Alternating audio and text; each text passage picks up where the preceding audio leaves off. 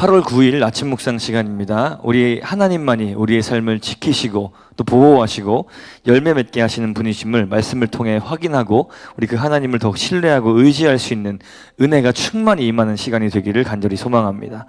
오늘 본문은 예레미야 17장 1절부터 18절까지의 말씀입니다. 우리 말씀을 함께 보도록 하겠습니다. 유다의 죄는 금강석 끝 철필로 기록되되 그들의 마음판과 그들의 제단 뿔에 새겨졌거늘 그들의 자녀가 높은 언덕 위 푸른 나무 곁에 있는 그 제단들과 아세라들을 생각하도다. 들에 있는 나의 산아, 내 온 영토의 죄로 말미암아 네가 네 재산과 내 모든 보물과 산당들로 노략을 당하게 하리니 내가 네게 준 내 기업에서 내 손을 뗄 것이며 또 내가 너로 하여금 너의 알지 못하는 땅에서 내 원수를 섬기게 하리니 이는 너희가 내 노를 맹렬하게 하여 영원히 타는 불을 일으켰음이라. 여호와께서 이와 같이 말씀하시니라. 무릇 사람을 믿으며 육신으로 그의 힘을 삼고 마음이 여호와에게서 떠난 그 사람은 저주를 받을 것이라. 그는 사막의 떨기나무 같아서 좋은 일이 오는 것을 보지 못하고 광야 간조한 곳 건건한 땅 사람이 살지 않는 땅에 살리라.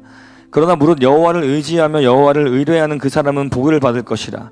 그는 물가에 심어진 나무가 그 뿌리를 강변에 뻗치고 더위가 올지라도 두려워하지 아니하며 그 잎이 청청하며 가무는 해에도 걱정이 없고 결실이 그치지 아니함 같으리라.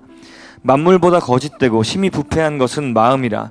누가 능히 이를 알리오마는 나 여호와는 심장을 살피며 폐부를 시험하고 각각 그의 행위와 그의 행실대로 보응하나니 불의로 치부하는 자는 자고새가 낳지 아니한 나를 품 같아서 그의 중년에 그것이 떠나겠고 마침내 어리석은 자가 되리라. 영화로우신 보좌여 시작부터 높이 계시며 우리의 성소이시며 이스라엘의 소망이신 여호와여 무릇 주를 버리는 자는 다 수치를 당할 것이라. 무릇 여호와를 떠나는 자는 흙에 기록이 되오리니 이는 생수의 근원이신 여호와를 버림이니이다. 여호와여 주는 나의 찬송이시오니 나를 고치소서. 그리하시면 내가 낫겠나이다. 나를 구원하소서. 그리하시면 내가 구원을 얻으리이다. 보라 그들이 내게 이르기를 여호와의 말씀이 어디에 있느냐 이제 임하게 할지어다 하나이다. 나는 목자의 직분에서 물러가지 아니하고 주를 따라 싸우며 재앙의 날도 내가 원하지 아니하였음을 주께서 아시는 바라.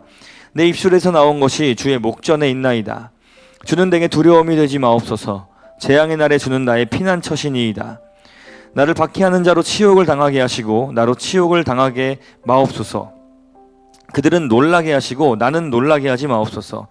재앙의 날을 그들에게 임하게 하시며 배나 되는 멸망으로 그들을 멸하소서.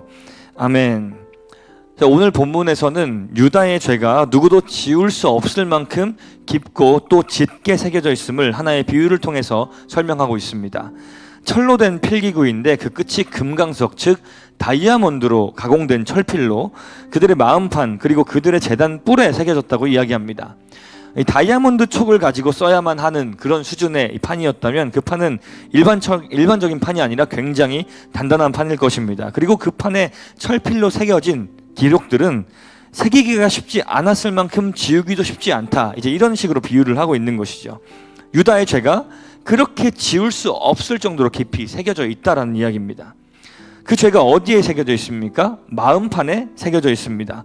여러분, 마음판에는 무엇을 새겨야 할까요? 하나님의 말씀에 순종하며 살아가야 할 선민 이스라엘의 마음에는 하나님의 말씀을 새겨야 하는 것이 마땅한 것이죠. 그러나 그 마음에 죄를 새겨 놓았다고 이야기합니다. 그뿐만 아니라 제단에도 죄를 새겨 놓았습니다. 제단은 유다 백성이 하나님과 만나는 곳입니다. 하나님께 올라갈 제물을 드리는 곳입니다. 그런데 그곳에도 죄를 새겨 놓았습니다. 이것은 하나님과의 관계가 개인적으로 그리고 또 공동체적으로도 이 깊이 새겨진 죄로 인해서 완벽하게 무너져 버린 상태라는 것을 표현하고 있는 것이죠. 2절을 보니까 그들의 자녀들도 부모 세대들과 같이 죄에 빠져 있습니다. 우상 숭배에 빠져 있음을 지적하고 있습니다. 그리고 3절 이하로 그와 같은 유다가 결국에는 심판을 받게 될 것임이 선포됩니다. 이 예레미야서 전체를 통해서 거듭 반복되는 유다의 죄에 대한 고발과 이 심판에 대한 선언은 그래서 유다 너희들은 끝났다, 망했다, 이제 너희와 너희의 후손은 가망이 없다, 이런 이야기로 끝맺음을 하지는 않습니다. 5절부터는 저주를 받을 사람과 축복을 받는 사람을 대조해서 어떻게 사는 것이 복된 삶인지에 대해서 대조적으로 좀 알려주고 계신데요. 사람을 믿으며 육신으로 그의 힘을 삼고 마음이 여호와에게서 떠난 그 사람은 저주를 받을 것이라. 이 저주의 내용은 무엇일까요? 사막의 떨기나무 같다. 좋은 일이 오는 것을 보지 못한다. 광야, 간조한 곳, 건건한 땅, 사람이 살지 않는 땅에 사는 것, 이와 같은 것들이 저주를 받은 사람의 어떤 그런 삶에 나타나는 결과들인데요. 이 말은 하나님이 없는 인생, 하나님을 의지하지 않는, 하나님을 인생의 힘으로 삼지 않고 살아가는 사람의 인생은 메마르고 척박하고 채워지지 않는 인생을 살 수밖에 없다는 것입니다. 그런데 여호와를 의지하는 자는 어떻습니까? 물가에 심은 나무와 같아서 든든한 뿌리가 물가로 뻗어 그로부터 양분을 충분히 차고 넘치게 받아서 늘 푸른 잎사귀와 열매를 맺게 되는 것입니다. 8절을 보니까 인상 깊은 표현이 있습니다. 더위가 올지라도 두려워하지 아니한다. 가무는 해도 걱정이 없다라는 등의 표현이 눈에 띄는데요. 세상에는 다양한 자연재해들과 또 어려움들이 찾아올 수 있지만 뿌리를 냇물에 그 생수의 근원이신 하나님께 두고 있으면 그로부터 안전할 수 있다라는 것을 이야기하고 있습니다.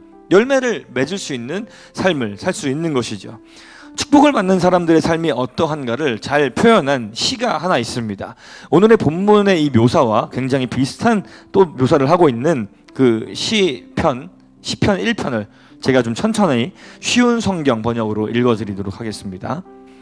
행복한 사람은 나쁜 사람들의 꼬임에 따라가지 않는 사람입니다.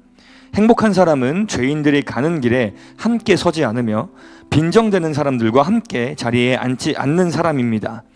그들은 여호와의 가르침을 즐거워하고 밤낮으로 그 가르침을 깊이 생각합니다. 그들은 마치 시냇가에 옮겨 심은 나무와 같습니다. 계절을 따라 열매를 맺고 그 잎새가 시들지 않는 나무와 같습니다. 그러므로 그가 하는 일마다 다 잘 될 것입니다. 나쁜 사람들은 그렇지가 않습니다. 그들은 마치 바람에 쉽게 날아가는 겨와 같습니다.